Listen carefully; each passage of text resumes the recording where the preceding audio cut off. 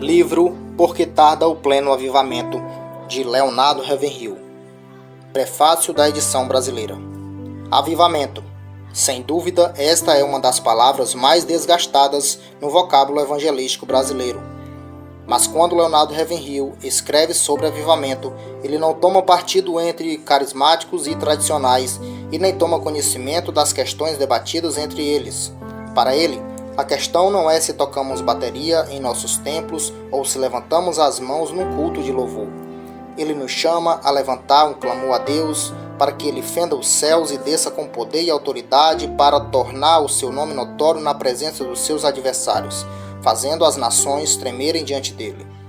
Leonardo Ravenhill não brinca em serviço e não dá moleza para quem está com a vida acomodada na igreja do Senhor.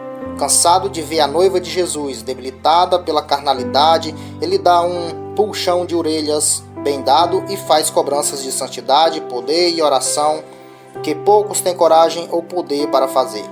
Se ele chama os crentes a orar, é porque ele ora, e ora como poucos que eu já ouvi. Muitos perguntam, por que tarda o pleno avivamento? Ravenhill responde com palavras incisivas e inconfundíveis. Escrito em 1959, este livro tardou a sair em português, mas minha oração é que esteja sendo lançado no momento certo para despertar uma igreja confusa, mundana e enfraquecida para um grande derramamento do Espírito Santo de Deus. Só assim ela cumprirá o seu papel profético de família de Deus, corpo, noiva e habitação de Cristo. Belo Horizonte, outubro de 1989. George R. Foster. Capítulo 1. Com tudo o que possuis, adquire a unção. Na igreja moderna, a reunião de oração é uma espécie de Cinderela. Essa serva do Senhor é desprezada e desdenhada porque não se adorna com as pérolas do intelectualismo, nem se veste com as sedas da filosofia, nem se acha ataviada com a diadema da psicologia, mas se apresenta com a roupagem simples da sinceridade e da humildade, e por isso não tem receio de se ajoelhar. O mal, entre aspas, da oração é que ela não se acha necessariamente associada a grandes façanhas mentais. Não quero dizer, porém, que se confunda com a preguiça mental. A oração só exige um requisito, a espiritualidade. Ninguém precisa ser espiritual para pregar, isto é, a preparação e pregação de um sermão perfeito segundo as regras da homilética e com exatidão exegética não requer espiritualidade. Qualquer um que possua boa memória, vasto conhecimento, forte personalidade, vontade, autoconfiança e uma boa biblioteca pode pregar em qualquer púlpito hoje. E uma pregação dessas pode sensibilizar as pessoas, mas a oração move o coração de Deus. A pregação toca o que é temporal, a oração o que é eterno. O púlpito pode ser uma vitrine onde expomos nossos talentos. Porém, o aposento da oração, pelo contrário, desestimula toda a vaidade pessoal. A grande tragédia de nossos dias é que existem muitos pregadores sem vida no púlpito, entregando sermões sem vida a ouvintes sem vida. Que lástima! Tenho constatado um fato muito estranho que ocorre até mesmo em igrejas fundamentalistas: a pregação sem unção. E o que é unção? Não sei, mas sei muito bem o que não é ter unção. Ou pelo menos sei quando não estou ungido. Uma pregação sem unção mata a alma do ouvinte, em vez de vivificá-la. Se o pregador não estiver ungido, a palavra não tem vida. Pregador, com tudo o que possuis, adquire a unção. Irmão, nós poderíamos ter a metade da capacidade intelectual que possuímos se fôssemos 2 vezes mais espirituais.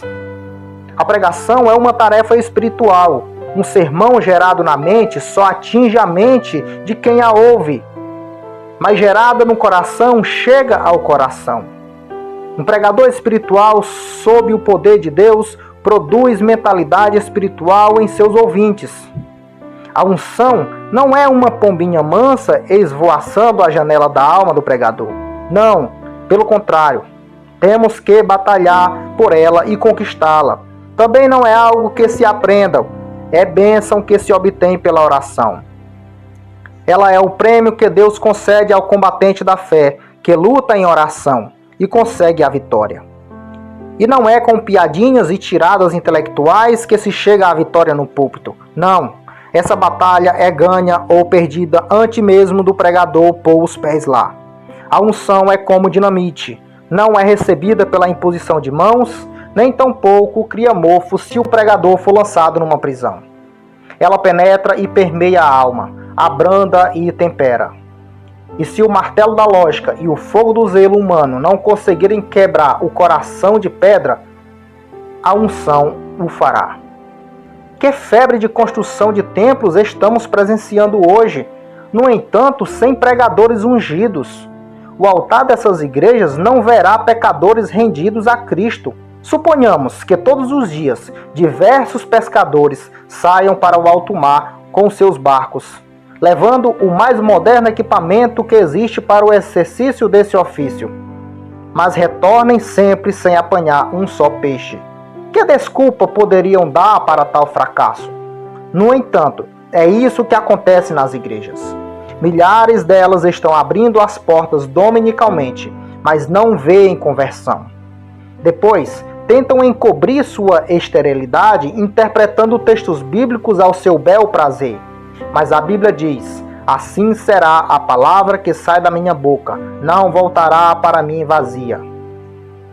E o mais triste em tudo isso é que o fogo que deveria haver nesses altares encontra-se apagado ou arde em combustão muito lenta. A reunião de oração está morrendo ou já morreu. Com a atitude que temos em relação à oração, estamos dizendo ao Senhor que o que Ele começou no Espírito, nós terminaremos na carne. Qual é a igreja que pergunta a um candidato ao ministério quanto tempo ele passa diariamente em oração? A verdade é que o pregador que não passa pelo menos 2 horas por dia em oração não vale um vintém, por mais títulos que possua. A igreja hoje se acha como que postada na calçada, assistindo entre aflita e frustrada a parada dos maus espíritos de Moscou, que marcham pomposamente no meio da rua respirando ameaças contra tudo o que é amável e de boa fama. Além disso, no lugar da regeneração, o diabo colocou a reencarnação. No lugar do Espírito Santo, os espíritos guias. No lugar do verdadeiro Cristo, o anticristo. E o que a igreja tem para contrapor aos males do comunismo? Onde está o poder espiritual? A impressão que se tem é que ultimamente uma forte sonolência tomou o lugar da oposição religiosa nos púlpitos e também nas publicações evangélicas. Quem hoje batalha diligentemente pela fé que uma vez por todas foi entregue aos santos? Onde estão os combatentes divinamente ungidos de nossos púlpitos? Os pregadores que deviam estar pescando homens parecem estar pescando mais, é o elogio deles. Os que costumavam espalhar a semente agora estão colecionando pérolas intelectuais. Imagine só semear pérolas no campo.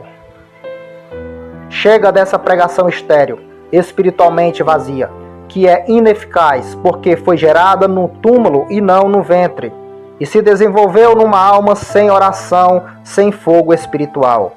É possível alguém pregar e ainda assim se perder, mas é impossível orar e perecer. Se Deus nos chamou para o seu ministério, então, prezados irmãos, insisto em que precisamos de unção. Com tudo o que possuis, adquire a unção.